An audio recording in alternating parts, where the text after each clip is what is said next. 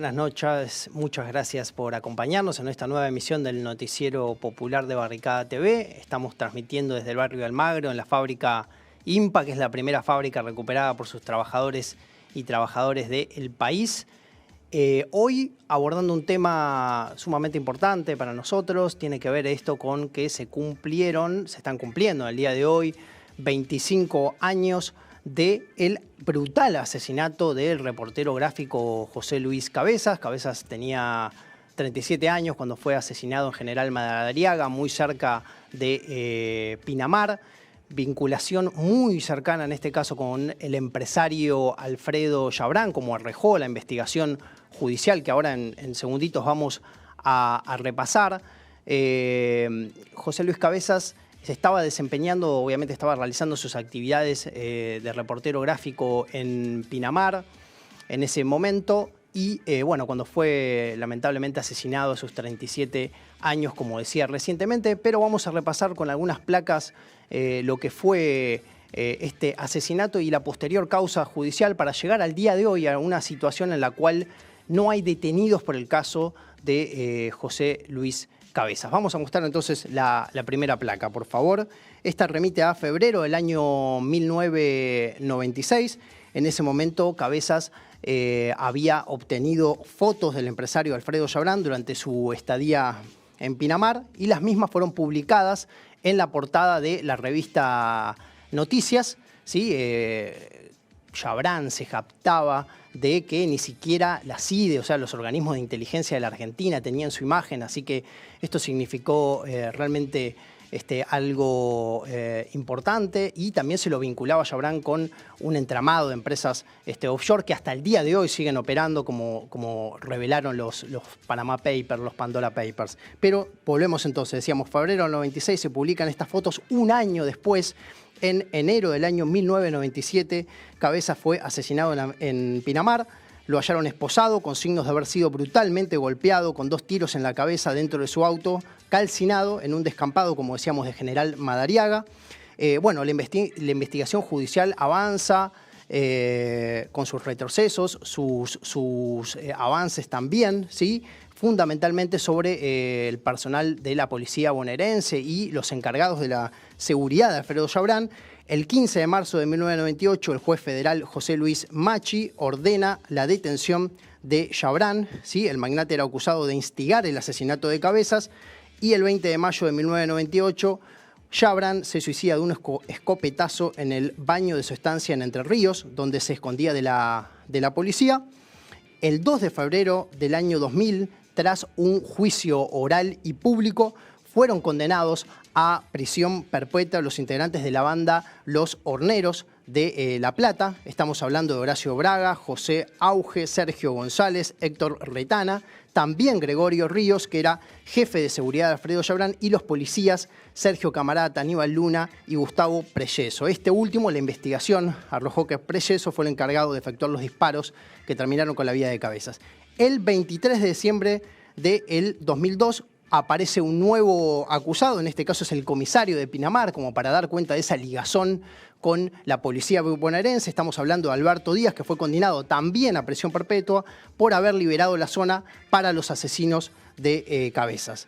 Y el 13 de noviembre del año 2003, la Sala 1 de la Cámara de Casación bonaerense modificó las condenas de los detenidos. Estamos diciendo que la justicia recategorizó la figura por la cual recibieron condena 6 de los involucrados, y así redujeron sus condenas a un lapso de entre 18 y 27 años de cárcel, que es algo muy diferente a la cadena perpetua. Solo Preyeso quedó afuera de este beneficio, y a partir del año 2005 los condenados fueron recuperando su libertad para llegar al día de hoy, en el cual no hay detenidos por el asesinato de José Luis Cabezas. Esto sea por distintas instancias legales, beneficios, el famoso y conocido 2 por 1. Volvemos al día de hoy, 25 años de la muerte de Alfredo de José Luis Cabezas. Se realizaron conmemoraciones en todo el territorio nacional, mismo en Pinamar se colocó una placa en su nombre, y aquí en la ciudad de Buenos Aires se llevó también adelante una conmemoración la Asociación de Reporteros Gráficos de la República Argentina, y a su vez también el Sindicato de Prensa de Buenos Aires, ¿sí?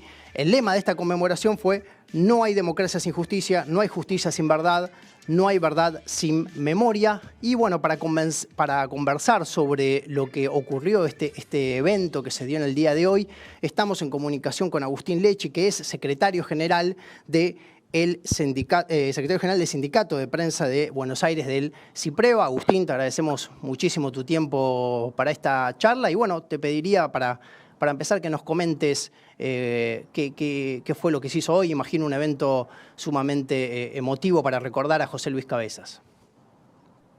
Hola, buenas tardes compañeros, ¿cómo están? ¿Se escucha bien? Sí, perfecto.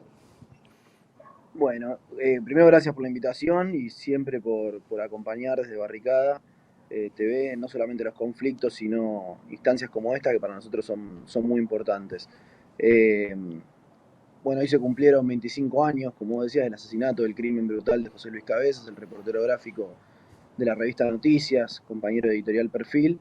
Y bueno, en el caso de la ciudad de Buenos Aires, nos sumamos con CIPREVA y FATPREN al acto Árgara todos los años, la Asociación de Reporteros Gráficos de la República Argentina. Estuvimos en la puerta de su sede, en la calle Venezuela, y también descubrimos una placa en el interior de la sede de Árgara, con el carnet afiliado de José Luis Cabezas a la asociación. Estuvo la comisión interna de Editorial Perfil como todos los años, y bueno, para nosotros es muy importante reivindicar el rol del trabajador de prensa, del periodista, como un laburante, el contenido social que tiene nuestro oficio, y justamente que a José Luis lo amedrentaron y lo terminaron asesinando brutalmente por cumplir como corresponde ese oficio y por cumplirlo con responsabilidad. Un mafioso, un empresario como Alfredo Chabrán, que justamente el poder que él tenía era no aparecer en ninguna foto, y eso le da una impunidad. eh, la relación que tenía con el poder político, con los resabios de la dictadura. Recordemos que mucho de su enorme ejército de seguridad eran ex militares, ex policías, la relación que tenía con la policía de la provincia de Buenos Aires y con el gobierno de Menem.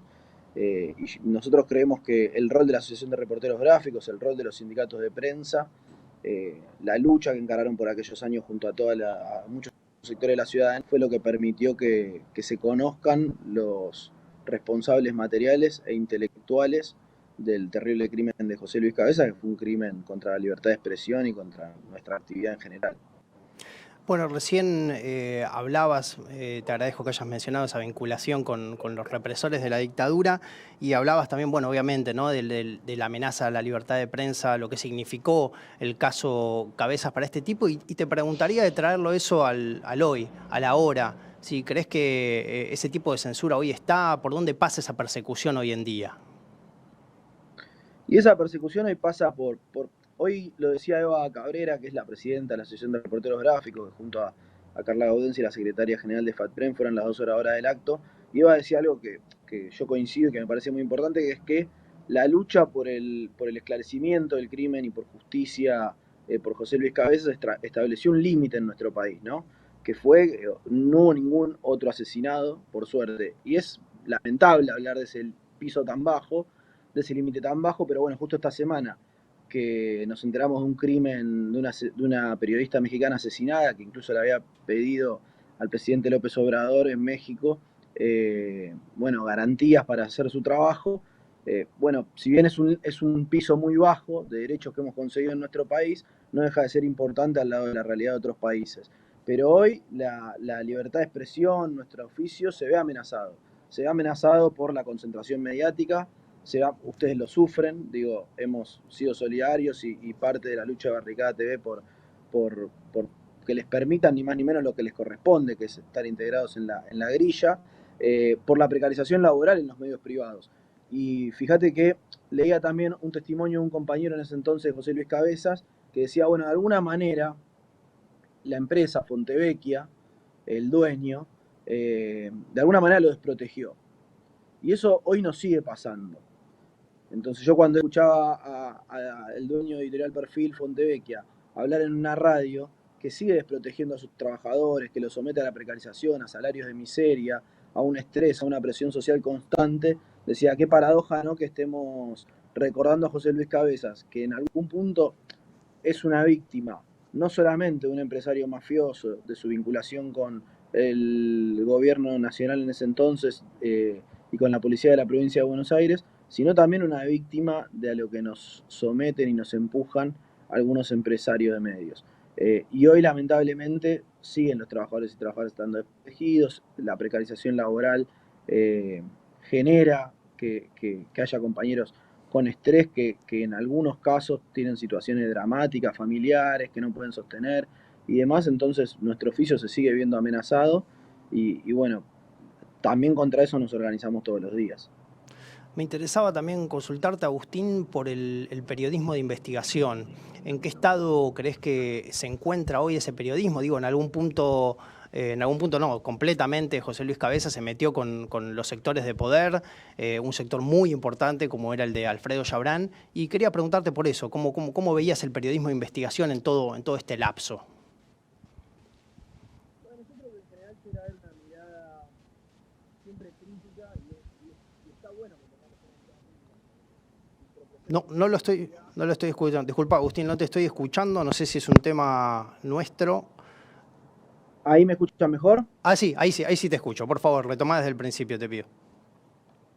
No, que es importante que tengamos una mirada crítica sobre nuestro oficio, pero por ahí lo que no comparto a veces es tener una mirada nostálgica en donde se reivindique el pasado para condenar o cuestionar el presente. Está bueno criticarnos porque es imprescindible para mejorar, pero yo creo que hoy hay periodismo muy de calidad, muy importante. El tema es que hay que encontrarlo y por ahí no están en los grandes medios de comunicación o incluso en los grandes medios de comunicación ese periodismo no ocupa las páginas principales. Por ejemplo, pienso en la concentración mediática y en la fusión entre Disney, ESPN y Fox. Y en el dictamen reciente de defensa de la competencia. Y por ejemplo, Agustín Colombo, que casualmente es delegado en Perfil, venía hablando de esto hace más de un año y medio en las páginas del diario Perfil. Bueno, obviamente que el diario le da una relevancia a eso determinada y por ahí esos trabajadores, yo nombré un caso particular y porque además es un compañero que es delegado gremial, entonces no hay problema en que lo nombre, pero eso pasa también en el diario La Nación, en el diario Clarín, en cualquier medio de comunicación. Y obviamente en los medios autogestivos, en los medios comunitarios, muchas veces hay más posibilidad, más libertad y también los compañeros y compañeras se proponen otros desafíos para desarrollar nuestra tarea. Lo hemos visto también con toda la discusión reciente en Chubut contra la megaminería, que por ahí los grandes medios de comunicación no ofrecen espacios a periodistas que en otros que tienen que gestionar medios paralelos para poder contar lo que realmente pasa en el territorio. Pero creo que hay periodismo, que hay periodistas y que hay compañeros y compañeras que siguen honrando nuestro oficio. Agustín, te agradezco muchísimo. No sé si hay algo más que quieres decir para cerrar. No, muchas gracias a ustedes y bueno, 25 años José Luis Cabezas presente, lo vamos a recordar y vamos a seguir exigiendo justicia y como vos decías, nos preocupa enormemente que hoy todos los responsables materiales que están vivos no estén en cárcel como deberían. Muchísimas gracias, Agustín. Bueno, pasábamos entonces con esta entrevista recordando el 25 aniversario del asesinato brutal de José Luis Cabezas. Vamos a ver un corte y volvemos enseguida con más noticias.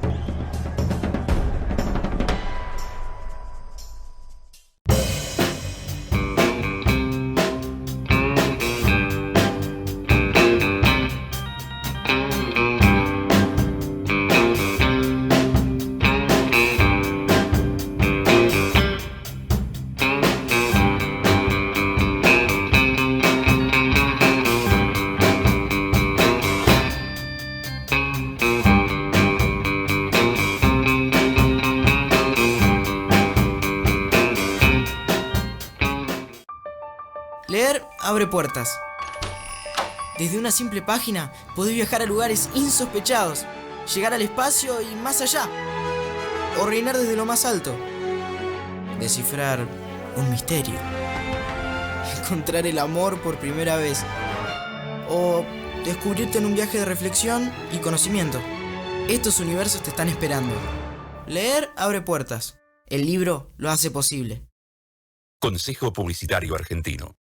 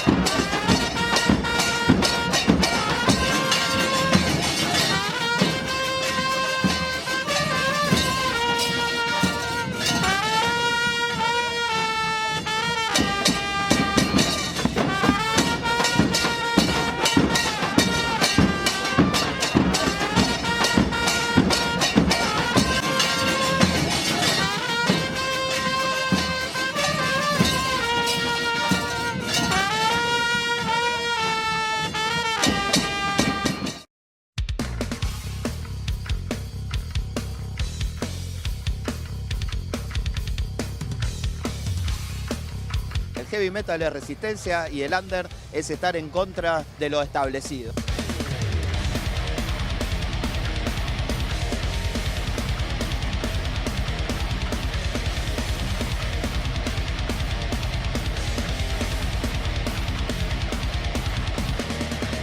Jóvenes por siempre, soldados del fuego. Talento hay, nos falta y somos muchas bandas, muchas mujeres y nos estamos organizando y acá estamos. Esto no se puede frenar más. Son eternos los guardias del honor. Su memoria y alma están aún vivos. Con su paso supieron estremecer a las islas del sur argentino.